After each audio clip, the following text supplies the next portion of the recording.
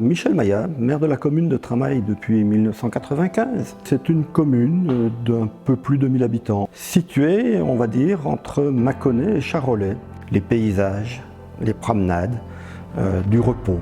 Un petit hôpital avec une maison de santé pluridisciplinaire, une clinique vétérinaire. Et puis on a une nouvelle école que nous venons d'inaugurer.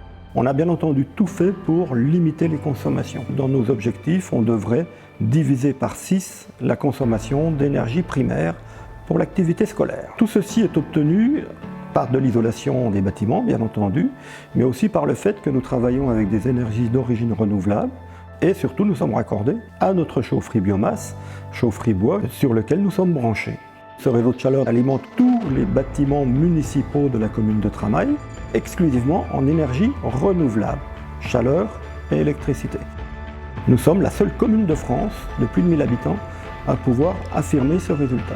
Nous avons réussi à regrouper l'école, la chaufferie, l'hôpital dans un périmètre de 300 mètres. Donc on est vraiment dans des circuits courts.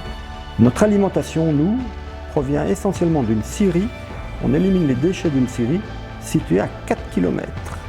Et avec ça, on fait l'équivalent de plus de 200 000 litres de fioul sur l'année. Donc on a encore d'autres corps de bâtiments municipaux sur lesquels on va travailler et inviter les habitants à faire de même. Dans ce sens, on a engagé une opération programmée d'amélioration de l'habitat. On les subventionne sur les travaux d'économie d'énergie, on les subventionne sur l'acquisition de poêles à bois, pour que progressivement on tende vers une commune à énergie positive. En grignotant progressivement sur tous les postes, on espère y arriver à l'horizon 2050. Depuis 2006, ce que l'on peut dire, c'est que nous avons réussi à maintenir nos coûts. Je me suis amusé, moi, à faire un petit calcul avec l'hôpital qui est notre gros client, entre guillemets. Annuellement, au fioul, il en aurait payé pour 80 000 €. En étant en réseau de chaleur, c'est 60 000 € par an. Donc il y a une économie de 20 000 € par an au niveau de l'hôpital. On en est maintenant à un coût qui dépasse les 2 millions d'euros hors taxes. On a eu à peu près 50% de subventions. Alors on n'a pas pu bénéficier du plan réseau chaleur national parce qu'on était trop petit à l'époque, mais on a quand même pu obtenir des subventions de l'Union européenne pour au moins la création de notre chaufferie.